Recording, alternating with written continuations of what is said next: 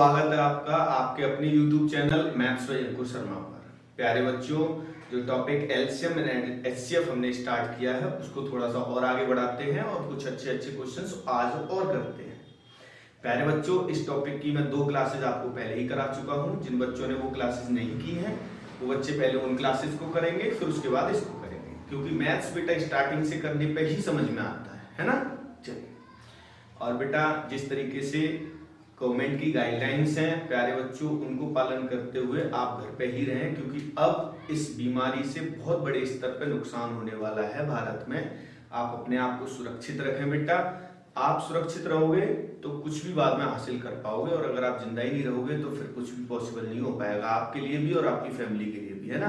प्यारे बच्चों, कोशिश करो, बहुत बेहद ज्यादा आवश्यक काम है तो ही घर से निकलें, अदरवाइज घर पर ही बने रहें, क्योंकि जून और जुलाई तक जैसे कि बता रहे हैं एक्सपर्ट्स कि इस बीमारी से बहुत ज्यादा नुकसान होने वाला है बड़े स्तर।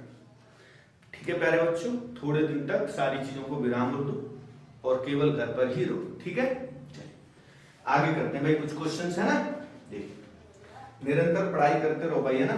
चलिए देखिए बेटा, पहला क्वेश्चन जो है ये स्क्रीन पे लगा हुआ है, आप पढ़ के इसको देखिए। बेहद आसान सवाल है।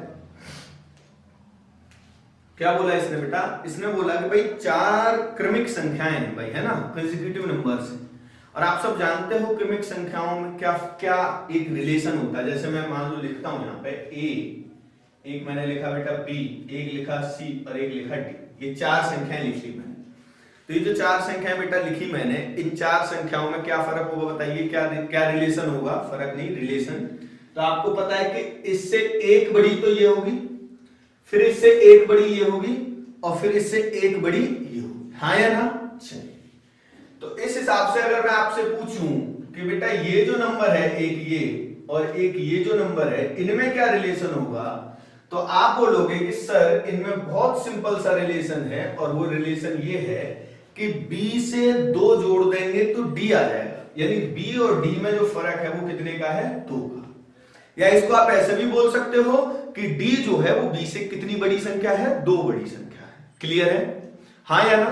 चलिए, ये मैंने क्यों b और d का रिलेशन बनाया है? तो क्योंकि बेटा उसने एक रिलेशन अगली लाइन में बोला है आपसे। क्या बोला है अगली ही लाइन में बेटा रिलेशन? तो उसने आपसे बोला है कि ये जो पहली 2 संख्याएं हैं, फर्स्ट 2 नंबर्स यानी a और b, ये जो 2 नंबर हैं, ये दोनों का योग उसने बराबर बोला है किसके? चौथी संख्या के, यानी कि d के। यानी कि बेटा a प्लस b बराबर क्या है? d है। a प्लस b बराबर क्या है बेटा? d। तो प्यारे बच्चों, अगर a प्लस b बराबर d है, और अभी मैंने क्या यहां से एक रिलेशन निकाला था, अभी आपको क्या समझाया था कि d बराबर है किसके बराबर है? तो b प्लस 2 के। यही तो मैं बोल रहा था अभी थोड़ी देर पहले।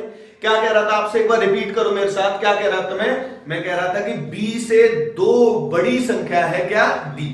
यानी b प्लस 2 बराबर क्या है? d है। तो अगर b प्लस 2 बराबर d है, और मैं यहां क्या कह रहा हूं? ये, तो इसी लाइन को अगर मैं यहां से पढ़ूं कि d जो है वो बराबर है b प्लस 2, यानी यहां पर प्यारे बच्चों क्या आना चाहिए? 2 आना चाहिए। a के स्थान पर क्या आना चाहिए बेटा? 2 आना चाहिए। क्या मैं सही कह रहा हूं? तो अगर a के स्थान पर 2 है तो बेटा पहली संख्या जब 2 हुई तो फिर ये 3 होगी, तो फिर ये 4 होगी और ये 5 होगी, क्योंकि ये कैसी संख्याएं हैं? क्रमिक संख्याएं हैं, कंसेक्यूटिव नंबर्स हैं। और बेटा आप अपनी तसल्ली के लिए चेक भी कर सकते हो, क्योंकि इनका योग जो है प्यारे बच्चों, इनका जो योग है वो कितना, सॉरी इनका जो एलसीएम है वो एलसीएम कितना आ रहा है? 60 आ रहा है, जो कि आपको क्वेश्चन में दे रखा है। क्लियर है प्यारे बच्चों? क्या पूछा आपसे? आपसे पूछा इनका योग, यानी a plus b plus c plus d पूछा है, और वो कितना हो जाएगा बेटा? वो हो जाएगा आपका 14। बेहद आसान छोटा सा सवाल था पहला वाला, ये आपको समझ में आ गया होगा उम्मीद करता हूं। ठीक है बेटा, चलिए आगे बढ़ते हैं, थोड़ा सा और क्वेश्चंस करते हैं।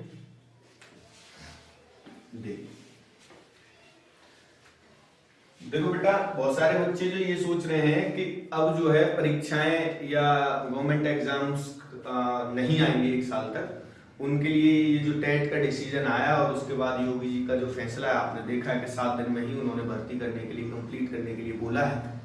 तो बिल्कुल घबराने की जरूरत नहीं है। जैसे ही इसका प्रकोप खत्म होता है आपको यूपी के अंदर लेखपाल की 5200 भर्ती और यूपी एसआई की जो है और जो कांस्टेबल है, तीनों भर्तियां बिल्कुल लगी हुई मिलेंगी और इनको बिल्कुल अब डिले नहीं किया जा सकता। और एसआई वाली तो पूरी तरीके से तैयार है, बस इसको खत्म होते ही मुझे लगता है कि जुलाई के बाद जैसे ही इसका प्रकोप खत्म होगा या वैक्सीन तैयार होती है, ये प्रक्रिया चालू हो जाएगी।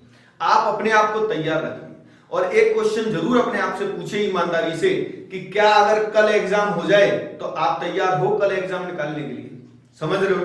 तो ये जो टाइम मिल रहा है, ये जो टाइम आपको मिल रहा है, इस टाइम का उपयोग करके अपने आप को कंपटीशन की मुख्य धारा में लेके आइए। आप अपने आप से बेहतर कोई किसी को नहीं जानता। मैं जानता हूं अपने आप को, वैसे ही आप भी अपने आप को जानते होंगे, अपनी क्षमताओं को जानते होंगे। एक्सक्यूज खुद से कभी नहीं बनाने चाहिए। अगर आपको लगता है कि अगर कल एग्जाम हो जाए, कितने बच्चे होंगे तुम में से? मुझे नहीं लगता कि 2% बच्चे भी इतने कॉन्फिडेंट होंगे कि कल एग्जाम हो जाए तो कल ही ऐसा ही निकाल देंगे। समझ रहे हो ना? तो उस तैयारी को खत्म कीजिए, अपने आप को पूरा तैयार करके मेन स्ट्रीम में लेके आइए। क्लियर है? नेक्स्ट क्वेश्चन बेटा आपकी स्क्रीन में पढ़िए और इसका आंसर कीजिए। ये भी बहुत आसान सा सवाल है। क्या कह रहा है ये कह रहा है बेटा LCM of two numbers is 4 times of their HCF. क्या कह रहा है कि दो संख्याओं का जो एलसीएम है उनके एचसीएफ का 4 गुना है। यानी ऐसा कहा गया है कि एलसीएम जो है उनके एचसीएफ का कितना है? 4 गुना है बेटा। यानी आप एचसीएफ अगर 1 मानते हो तो एलसीएम कितना मानना होगा? 4 मानना होगा। देन नेक्स्ट लाइन में क्या बोला है? तो उसने अगली लाइन में बोला है कि इनके एलसीएम और एचसीएफ का जो योग है, अब बताओ यहां पे एलसीएम और एचसीएफ का योग कितना होगा? 5 होगा। एलसीएम और एचसीएफ का योग कितना होगा? 5 होगा या नहीं होगा? चलिए इसका मान क्वेश्चन में कुछ और दे रखा है और बेटा क्या है वो मान? तो आप बोलोगे 125 दे रखा है। आपको क्वेश्चन में दिया है एलसीएम और एचसीएफ की जो वैल्यू है बेटा वो दी है 125, यानी कि 5 का मान 125। अब बेटा अगर 5 की वैल्यू 125 है तो आपको दिख रहा है 25 गुना है, 25 टाइम्स है। उसी प्रकार इस 1 का मान अगर आपसे बोला जाए तो आप बोलोगे 25 होगा। भाई 1 गुना 25 तो 25 ही गुना है। और ये जैसे 25 है वैसे ही अगर एलसीएम के बारे में पूछा जाएगा तो आप बोलोगे कितना? 100। ठीक है, यहां तक मुझे नहीं लगता किसी भी बच्चे को थोड़ी सी भी समस्या होगी। सारे प्यारे बच्चे इस चीज को समझ गए होंगे। क्लियर है? फिर बेटा मैंने पिछली फर्स्ट क्लास में एक रिलेशन बताया था आपको, और वो रिलेशन आपको वैसे भी पता होता है, 6वीं क्लास से ही सिखा दिया जाता है। और वो रिलेशन बहुत सीधा सा है। क्या रिलेशन है प्यारे बच्चों? तो रिलेशन है कि दो संख्याओं का गुणनफल,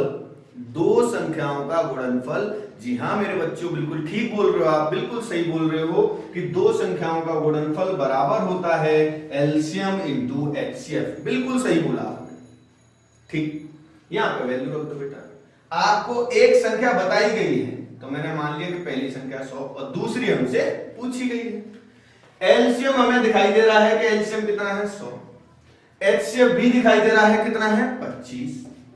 और बस बेटा यहां से जैसे कैलकुलेट करोगे तो जो दूसरा नंबर है वो आपको पता चल जाएगा। और वो दूसरा नंबर कितना आएगा बेटा? 25। दूसरा जो नंबर है वो प्यारे बच्चों कितना होगा? 25। समझ में आया? बिल्कुल आ गया होगा, मुझे पूरी उम्मीद है। बहुत ब्रिलियंट बच्चे हैं सभी। ठीक है, चलिए अगर आ गया है समझ में तो थोड़ा सा दिमाग में जोर डालने लायक एक सवाल करते हैं। ठीक, अब ये जो क्वेश्चन मैं अगला करा रहा हूं ये प्यारे बच्चों बहुत महत्वपूर्ण सवाल है और ये एसएससी के अंदर आ चुका है। ठीक है, देखिए है ना, ये अच्छा सवाल है, लॉजिकल है। क्या क्वेश्चन है? क्वेश्चन है बेटा बेहद आसान सा, 3 to the power 333 प्लस 1 और ये बेटा 3 to the power 3 की पावर 334 प्लस 1। ये दो संख्याएं हैं, एक संख्या ये है और एक संख्या ये है। और इन संख्याओं का हमें एचसीएफ निकालना है बेटा। एचसीएफ पूछा गया। तो जब बात हुई बेटा एचसीएफ की तो मेरे प्यारे बच्चों आपको पता है कि एचसीएफ के लिए हम क्या करते थे? डिफरेंस लेते थे। एक एग्जांपल ले लेते हैं यहीं के यहीं, थोड़ा सा और क्लियर हो जाएंगी चीजें। जैसे कि मान लीजिए कि हमें एचसीएफ निकालना है बेटा, हमें निकालना है 75 का और मेरे प्यारे बच्चों हमें एचसीएफ निकालना है 225 का या 200 का, ठीक, दो संख्याओं का हमें एचसीएफ निकालना है। तो मैंने आपको क्या सिखाया था बेटा, एचसीएफ निकालने वाली क्लास जो पहली वाली करी थी, हमने एग्जांपल समझे थे, तब मैंने आपको बताया था कि एचसीएफ निकालना बेहद आसान होता है, आपको केवल डिफरेंस लेना होता है। यही तो बात हुई थी हमारी। तो डिफरेंस ले लेते हैं, या तो वो डिफरेंस ही एचसीएफ होता है और या फिर बेटा इसी का कोई फैक्टर। ठीक है, इतना उम्मीद है आपको ध्यान होगा पिछली क्लासेस का, ठीक है ना। चलिए, लेकिन प्यारे बच्चों समस्या यहाँ पे ये है, ये समस्या है कि आप इनका डिफरेंस कैसे ले पाओ। भाई इनका डिफरेंस लेने के लिए तो आपको शक्तिमान बनना पड़ेगा कम से कम, हाँ या ना। उससे कम में काम नहीं चलेगा बेटा, जूनियर जीबी बनोगे तो भी काम नहीं है। शक्तिमान बन के ही इन दो संख्याओं का डिफरेंस आप निकाल सकते हो, और वो तो आप हो नहीं भाई, शक्तिमान ही होते तो कौन सी तैयारी कर रहे होते सिपाही बनने की, है ना। तो थोड़ी सी समस्याएं देखते थे भाई, कुछ और जुगाड़ बिठाते हैं इसमें। तो ये आपको समझना चाहिए था कि कम से कम जब हमें इसका एचसीएफ बताना है तो ये तो बात बेटा बिल्कुल कंफर्म है कि वो डिफरेंस तो नहीं कम से कम इनका पूछ रहा होगा हमसे, क्योंकि इनका डिफरेंस हम किसी भी कीमत पे नहीं बता पाएंगे। आप मेरी बात समझ पा रहे हो, नहीं समझ पा रहे हो? चलिए, तो क्या लॉजिक है वो मैं आपको समझाता हूं। देखिए बेटा, ये जो 3 की पावर है, अब 3 की पावर कुछ भी हो, कोई भी नंबर हो, आपको मैं एक ऑर्डर समझाता हूं क्या है। देखो 3 की पावर अगर 1 होती है तो 3 आता है, 3 की पावर अगर 2 होती है तो 9 आता है, 3 की पावर 3 पर 27, फिर 81, फिर 243, इस तरीके से आगे चलता है। यानी 3 की पावर कुछ भी हो, कुछ भी प्यारे बच्चों, वो हमेशा ही एक विषम नंबर होगा, ऑड नंबर आएगा। 3 की पावर आप कितनी भी कर लो, वो नंबर जो होगा वो हमेशा क्या होगा, एक ऑड नंबर होगा, कभी भी इवन नहीं हो सकता। यानी मैं इस संख्या की बात कर रहा हूं, ये जो हिस्सा है, ये वाला जो हिस्सा है, ये एक ऑड नंबर है। सेम इधर ये भी एक ऑड नंबर है। प्यारे बच्चों, अपने जो ऑप्शंस हैं, अगर मैं इन ऑप्शंस की तरफ देखता हूं तो देखो, एक ऑप्शन है 2, एक है 1, एक है 20 और एक ये नंबर खुद। ठीक, चलिए अब मुझे एक बात बताइए बेटा कि ये जो नंबर है, ये वाला नंबर ऑड है या नहीं। अब ऑड में 1 जोड़ दूंगा, किसी भी विषम संख्या में अगर आप 1 जोड़ देते हो तो कैसी संख्या बन जाती है, इवन। यानी ये जो संख्या बनी वो इवन बनी। अब प्यारे बच्चों, ऐसे ये ऑड था लेकिन इसमें भी 1 जोड़ दिया गया तो ये भी नंबर कैसा बन गया, इवन बन गया। अब आपको पता है कि दो विषम संख्याओं का एचसीएफ, अगर आप हम समझिए कोई सी भी दो सम संख्याएं, कोई सी भी दो सम संख्याएं लिख लीजिए, उनका जो एचसीएफ होगा वो कम से कम 2 तो हमेशा ही होगा। आप समझ रहे मेरी बात नहीं? हमेशा आप कोई सी भी दो सम संख्याएं लिख लो, उनमें 2 का भाग तो जाना ही जाना है ना। जैसे इन ऑप्शंस की बात करते हैं बेटा, इन ऑप्शंस की बात करते हैं तो 1 तो होनी, 1 से बड़ा तो 2 ही होता है, 1 को तो हटाइए, 1 तो हमेशा एचसीएफ बनता है को प्राइम, है ना। चलिए वो तो हटाइए। एक ऑप्शन इसमें दे रखा है 20। अब समझना बेटा, ये जो इसके नंबर्स आ रहे हैं हमेशा ऐसे ही आते रहते हैं, 3, 9, 27, 81, 43, यही वाले नंबर आते रहते हैं हमेशा। इनमें आप अगर जोड़ोगे, मान लो कि एक बार को यहाँ पे 9 आ भी जाए, वैसे तो ये पॉसिबल नहीं है, आ भी जाए और एक में 0 आ जाए, लेकिन दूसरे में 0 नहीं आएगा। फिर देखो 2 ऑप्शंस हमें दिक्कत दे रहे हैं, 2 और 20। समझिए इन दोनों में से आंसर कौन सा वाला होगा, या तो 2 होगा या 20 होगा। 2 तो कंफर्म है ही, 2 तो हमेशा बनना ही बनना है। अगर कोई बच्चा इससे कंफ्यूज हो रहा है तो उसका कंफ्यूजन हटाता हूं मैं। देखिए 0 लास्ट में तभी हो सकता है जब इस संख्या के भी लास्ट में 0 हो और इसके भी लास्ट में 0 हो, और वो पॉसिबल बनती केवल इस पे। यानी यहां पे भी 9 आ रहा हो लास्ट में, फिर हमने 1 जोड़ा तो 0 बन जाए, और यहां पे भी आ रहा हो, वो पॉसिबल नहीं है, क्योंकि देखिए यहां 3 और यहां पे 4, ये दोनों नंबर अलग अलग हैं और ये दोनों नंबर अलग अलग हैं, और इसमें एक का ही डिफरेंस है केवल। तो अगर एक पे 9 आएगा तो दूसरे पे 9 नहीं आएगा। यानी इनमें से केवल एक ही संख्या पे 0 आ सकता है, लास्ट डिजिट यानी यूनिट डिजिट के स्थान पर, दोनों में पॉसिबल नहीं है। और प्यारे बच्चों, दोनों में पॉसिबल नहीं है तो आपका ये वाला आंसर नहीं बनेगा, इसलिए आपका आंसर क्या होगा, 2। मैंने बताया था जैसे कि कल बेटा, आत्मा की गहराइयों में पहुंचना चाहता है तब आपको इंस्पेक्टर बनाता है। इंस्पेक्टर ऐसे नहीं बनाएगा, आपको बिल्कुल गहराई तक नाप लेगा। आप सोचिए कि इस देश में जब गरीबों से रेल का किराया तक वसूल लेती है सरकार, वो आपको 50,000 रुपए महीने की नौकरी कैसे दे देगी? उसके लिए आपको लड़ना पड़ेगा उससे, और लड़के जीतना पड़ेगा। पूरी तैयार रखना अपने आप। जब आप तैयार हो जाओगे तभी उससे गवर्नमेंट से जॉब मांग सकते हो, अदरवाइज वो आपको जॉब नहीं देगी। समझ में आ रही बात नहीं? चलिए, उम्मीद करता हूँ क्वेश्चन आपको समझ में आ गया होगा, और नहीं तो 2-3 बार और इसको रिपीट करके देख लेना बेटा, हो जाएगा। कोई बड़ी बात नहीं है, बेहद आसान सवाल था ये, केवल लॉजिक समझने वाली बात थी और कुछ नहीं था इस क्वेश्चन। उम्मीद करता हूं यहां तक आप जो है पूरी तरीके से समझ गए होंगे। ठीक है प्यारे बच्चों, चलिए तो एक काम करते हैं, अगला सवाल करते हैं। देखिए स्क्रीन पे पढ़ के देखिए आप इस क्वेश्चन को। आसान सवाल है ये भी आसान सवाल है, लिख ही देता हूं मैं। देखिए ये कह रहा है 2 नंबर है, एक है P और यह है 2 की पावर 3 इंटू 3 की पावर 10 इंटू 5, और एक नंबर है बेटा Q। एक नंबर क्या है? Q। और ये क्या है? 2 की पावर 5 इंटू 3 इंटू 7। ठीक है, हाँ या ना? चलिए छोड़, ये थोड़ी देर के लिए भूल जाइए बेटा, इसको हटाइए। मैं आपके लिए 2 नंबर लिखता हूं इधर। एक मैंने लिखा बेटा 35, ठीक है, और एक मैंने लिखा है बेटा 63। एक 35 लिखा है और एक 63 लिखा है। आप बताइए मुझे इनका HCF क्या होगा? बिल्कुल ठीक बोला मेरे बच्चों आपने। क्या बोला प्यारे बच्चों? 7। बिल्कुल ठीक, सही, एकदम कोई दिक्कत नहीं इसमें। लेकिन 7 आपने कैसे बोला? तो ये तो छोटे नंबर थे, इसलिए आपने जल्दी से डिफरेंस लिया और हम कर दिया इसका। लेकिन ये कैसे आया वो मैं आपको बताऊं। बेटा क्या हम इस 35 को ऐसे लिख सकते हैं 5 गुणा 7? हाँ या ना? और क्या हम इस 63 को लिख सकते हैं, क्या लिख सकते हैं बताओ? 9 गुणा 7। तो HCF जो होता है प्यारे बच्चों, वो कॉमन फैक्टर ही तो होता है। ऐसा ही फैक्टर तो होता है जो दोनों तरफ हो। तो 7 यहां पे भी था और 7 यहां पे भी था, इसीलिए तो 7 लिया जाएगा। अरे हाँ या ना? तो बिल्कुल वैसे ही यहां पर भी अगर आपको HCF लेना है, देखो ये बहुत छोटे से सवाल है, आपको ग्रुप डी, रेलवे वगैरह में पूछे जा सकते हैं, कांस्टेबल में पूछे जा सकते हैं, यूपी टेट में पूछा जा सकता है। समझ में आ रही बात नहीं? बेहद सूक्ष्म सवाल है। तो जो दोनों तरफ दिख रहा है बस वही आपके HCF में आएगा। तो मुझे आप बताइए कि देखो 2, अब ऐसे नहीं कि 2 दिख रहा है, तो 2 की पावर 3 है यहां मैक्सिमम।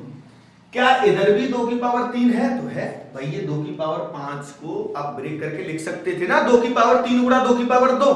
तो आप कह सकते हो साहब कि 2 की पावर 3 दोनों तरफ कॉमन, लेकिन 2 की पावर 5 दोनों तरफ नहीं है। देखो ये चीज यहां नहीं है, लेकिन ये चीज यहां है। समझ रहे हो ना फर्क? चलिए ऐसे ही 3 की बात करें, देखो ये इसमें बहुत बड़ा नंबर है, ये बहुत बड़ा नंबर है, ये छोटा है, यानी 3, ये दोनों तरफ कॉमन आ गया, ये ले लिया। अब 7 दोनों तरफ नहीं है, और 5 जो है 5 भी दोनों तरफ नहीं।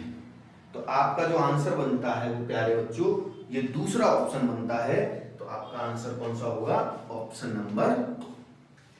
ठीक है, ये ऐसे कभी कभी कांस्टेबल वगैरह में, यूपी टेट वगैरह में आपसे इस तरीके से पूछ लेता है। बेहद आसान सवाल है, दोनों तरफ जो कॉमन मिल रहा हो वो कॉमन वाला हिस्सा आपको लिख लेना है। एसएससी में यहां से कैसे पूछेगा? तो एसएससी में कभी भी आपको ये चीज नहीं देगा नंबर।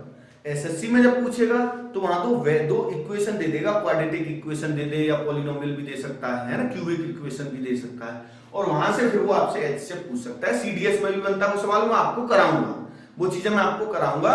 वेरिएबल वाला जो भाग होगा, पहले हम नंबर्स की बात कर रहे हैं तो थोड़ी देर के लिए उसको हटा देते हैं, क्लियर है? लेकिन ये आपको ध्यान रखना है कि छोड़ा कुछ नहीं जाएगा। आप कुछ भी तैयारी करते हो सब कुछ आपको यहीं पे प्रोवाइड होगा। समझ में आ रही बात नहीं? चलिए बस वेट करते रहना है ना भाई, वेट करके आराम से धैर्य के साथ पढ़ते रहिए बस, क्लियर? चलिए तो भाई नेक्स्ट क्वेश्चन देखिए आप, इसके बाद अगला सवाल, अगला क्वेश्चन देखिए।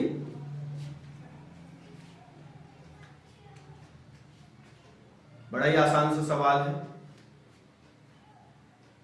क्या कह रहा है देखो, product of 2 numbers is 4, 1, 007 and HCF is 37। तो मेरे प्यारे बच्चों आप बताइए, ये तो हमने पूरी क्लास करी थी एक कल वाली पिछली वाली से, तो उसमें क्या सिखाया था मैंने कि जब HCF दिया हो तो संख्याओं को उसी के अनुसार लिखना होता है। आपको क्या लिखना होगा, आपको लिखना होगा कि पहली संख्या जो है वो होगी 37A और दूसरी संख्या जो होगी बेटा वो होगी 37B। क्यों? क्योंकि HCF हमेशा ही संख्याओं में प्रेजेंट होता है। क्लियर मेरे बच्चों यहां तक? चलिए, तो आप मुझे एक बात बताइए कि इनका गुणनफल, अब गुणनफल वाला कल एक सवाल किया था हमने, हमें पता है कि भाई इनका जो गुणनफल है वो तो होता है यही तो होता है। और अगर मैं पूछूं आपसे भाई इनका एलसीएम क्या होता है, तो एलसीएम भी लिखना कल मैं आपको बता चुका हूं, तो एलसीएम होगा इनका 37A इंटू ये होगा। आप बताइए इसमें और इसमें क्या फर्क है मेरे प्यारे बच्चों। देखिए ये है आपका 4107, इतना ही है, ठीक। और हमें पता है कि एलसीएम होगा, एलसीएम जो होगा वो होगा 37 इंटू A इंटू B, यही तो होगा प्यारे बच्चों, ठीक लिखा है मैंने। चलिए, तो इसका मतलब भाई एक 37 एक्स्ट्रा उसको उधर ले जाइए बस, और ये इधर आएगा तो कौन में ही आएगा, और जैसे ही हम इसको डिवाइड कर देंगे तो हमारा आंसर निकल के आ जाएगा। बेटा 37 का भाग इसमें दिया 41 में, एक बार गया, बचा कितना 2। अब 2 में तो भाग जाएगा नहीं तो हमने 0 उतार लिया, 20 हो गया, 20 में भी नहीं जा रहा तो भाग नहीं जाएगा तो 0 लगाना पड़ेगा। अब आप 7 को उतार लीजिए तो 207 हो गया बेटा, और 207 में कितनी बार जाएगा बताइए, 37 का भाग 207 में, तो अप्रोक्सीमेट आप लगाए लीजिए इसको, जैसे 40 तो 5 बार जाएगा, बताइए आप 5 बार जा सकता है। मैं क्या कह रहा हूं, देखिए 37 का भाग 207 नहीं बेटा, सॉरी देखिए 37 का भाग गया एक बार है ना, तो बचा यहाँ 4 बचा, अब 4 फिर 40 हो गया, 40 में भी एक बार गया तो 3 बचा, और 3 और फिर 7 उतार लिया तो एक बार गया, 111। थोड़ी सी भाग में दिक्कत हो रही थी तो 111। तो 111 क्या है प्यारे बच्चों, 111 क्या है मुझे बताइए आप, क्या है 111? तो 111 आपसे जो पूछा गया वही है, यानी कि एलसीएम। 111 किसका मान है, 37 इंटू A इंटू B का मान आया है आपका 111। क्या आप समझ गए हो? उम्मीद करता हूं बेटा बिल्कुल समझ गए होंगे, इसमें कोई समस्या वाली बात नहीं, ठीक है ना। चलिए बेटा, अब अगला सवाल एक और देखो, ये मैंने बना दिया, तो ये जो मैं बनाया करूं, मैंने नियम बना लिया बेटा, ये मैं जिस पर बनाया करूंगा तो आप समझ लीजिए कि वो एसएससी में आने लायक सवाल है, ठीक है। हाँ, और जिनमें नहीं बना रहा हूं वो आपके कांस्टेबल या फिर आप जो है CHSL मान लो, या NTPC या UPSI UP टेट, कोई भी एग्जाम मान सकते हो, ठीक है ना। चलिए, इसमें क्या है कि बार बार हमें बोलना भी नहीं पड़ेगा और बच्चे भी आराम से समझ जाया करेंगे। ये जो स्टार सा बन गया तो इसका मतलब एसएससी, और नहीं बन रहा है तो बाकी के जो अपने लोअर एग्जाम्स होते हैं उनमें, ठीक है। नेक्स्ट क्वेश्चन पढ़िए बेटा जल्दी से। अरे एक अच्छा सवाल है बेटा, लॉजिकल सवाल है। क्या कह रहा है इसमें बताइए, क्या कह रहा है प्यारे बच्चों? तो ये कह रहा है there are three prime numbers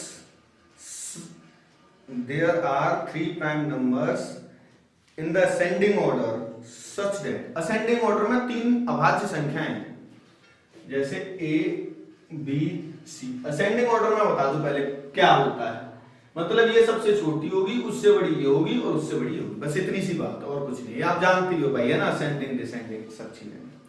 और ये प्राइम नंबर्स भी हैं, अभाज्य संख्याएं भी हैं। अच्छा, फिर क्या कह रहा है आगे, वो कह रहा है कि पहली 2 का गुणनफल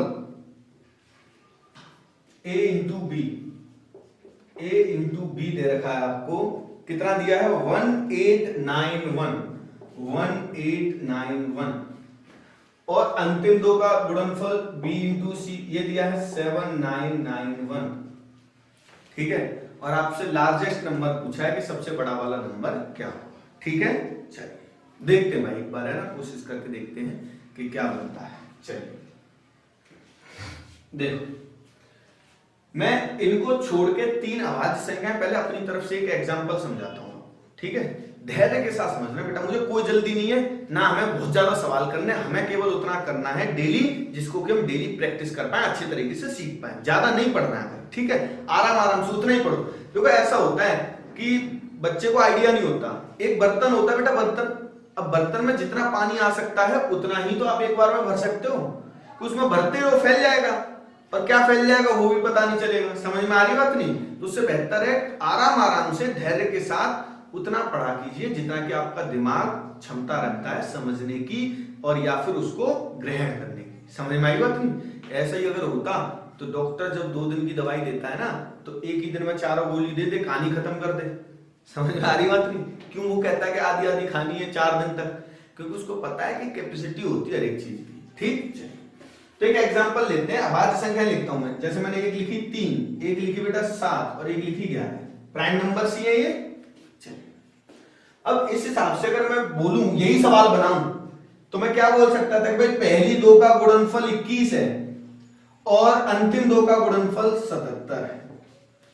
ठीक, मुझे एक बात बताना बेटा, जब मैं ये लिखता हूं, ये जो मैं लिखता हूं, इसमें एक काम हो रहा है, अगर आप ध्यान दे रहे हो, कि अगर मैं आपसे इनका एचसीएफ पूछूं, एक बार ध्यान देना बेटा, अगर मैं 21 का और 77 का एचसीएफ पूछूं तो क्या बताओगे आप? बताओ 21 का और 77 का एचसीएफ क्या बताओगे?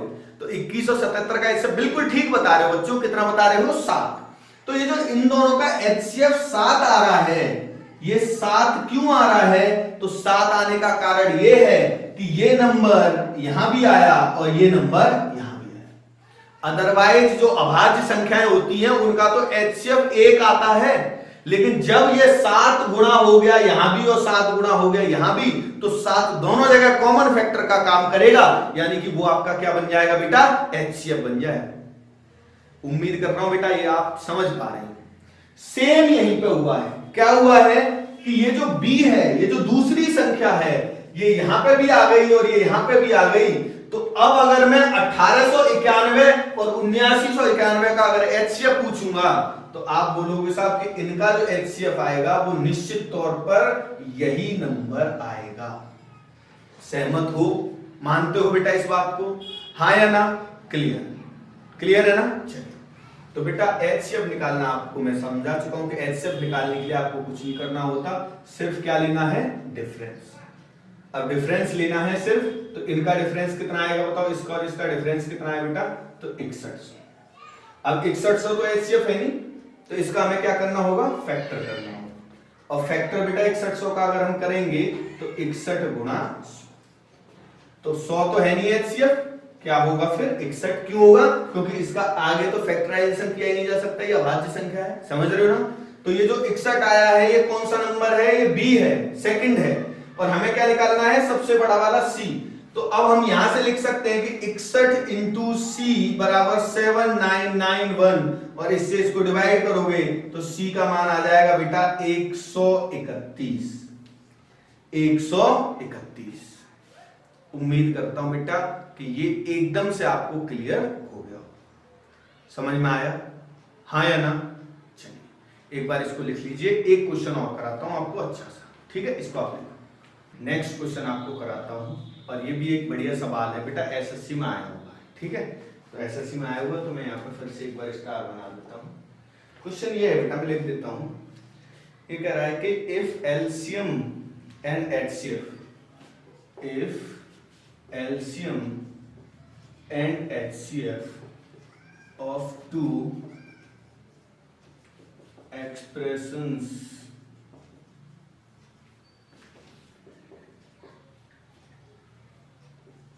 are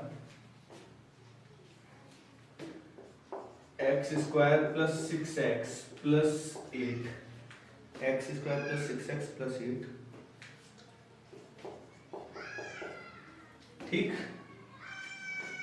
and x plus 1। ये तो एलसीएम है बेटा, ये वाला हिस्सा एलसीएम है और ये जो है वो एचसीएफ है, ठीक है? एसएससी में आया सवाल है, बहुत आसान है, घबराना मत इसको देख के। हिंदी में भी आप समझ सकते हो, यदि एलसीएम तथा एचसीएफ, दो व्यंजकों का एलसीएम तथा एचसीएफ क्रमशः, ये एलसीएम और ये एचसीएफ, ठीक, if one of the if one of the expression is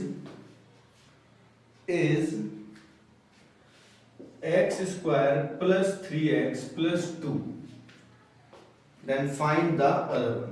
Then find the other expression. ठीक है भाई, एक दे रखा है एक्सप्रेशन और दूसरा। बिल्कुल घबराना था ही नहीं भाई, है ना, बस थोड़ा सा बच्चा इनको देख के घबरा जाता है। कॉन्सेप्ट वही लगेगा जो हमने अभी एक सवाल किया था, जब मैंने क्या बताया था कि भाई दो संख्याओं का गुणनफल जो होता है वो उनके एलसीएम और एचसीएफ के गुणनफल के बराबर होता है। सिंपल सा, यही पर रख दो भाई। देखो ये एलसीएम है, ये हमने लिख लिया, ये लिख लिया बेटा, है ना, और चाहो तो साथ के साथ ब्रेक करके लिख लो। इक्वालिटी ये जो है इसके फैक्टर किए जा सकते हैं। देखो 8 लाना है और जोड़ के 6 आना चाहिए, तो 4 गुणा 2 और 4 प्लस 2, तो ऐसे लिख सकते हैं x square plus 4x plus 2x plus 8। कोई दिक्कत तो नहीं इसमें बेटा, और x प्लस, ये तो हुआ भाई एलसीएम, और एचसीएफ क्या है, तो एचसीएफ है x प्लस, ठीक है। अब एक ये जो एक्सप्रेशन दिया है इसके भी फैक्टर करके लिख सकते हो, 2 गुणा करके लाना है और जोड़ के 3 लाना है, तो 2 प्लस 1, तो क्या लिख सकते हैं उसको, x square plus 2x plus x plus 2, ठीक है बेटा। चलिए, और गुणा b, ये a है इंटू b, ठीक है बेटा। यहां से क्या कॉमन आ गया बेटा, यहां से कॉमन आ गया x, तो x प्लस 2, और यहां से 1 आ गया कॉमन, तो यहां से आप लिख सकते हो बेटा x प्लस 2, है ना, थोड़ा सा मैं छोटा करके लिख देता हूं, x प्लस 2 और x प्लस 1। उम्मीद है समझ गए होंगे भाई, है ना। यहां से x कॉमन आया था, यहां से 1 आया था, तो x और 1 एक में, x प्लस 2 और इंटू 1। ऐसे बेटा यहां से देखिए, यहां से क्या कॉमन आएगा, इन दोनों में से x आएगा और यहां से 2 आएगा, तो x और 2 एक में हो गए, और x और 4, ठीक है, into x plus 1 into x plus, बस भाई ये है। अब इसमें देखिए क्या क्या कैंसिल हो रहा है, x plus 1 x plus 1, x plus 2 x plus 2, ये हटेगा भाई, तो b आया ये, ठीक।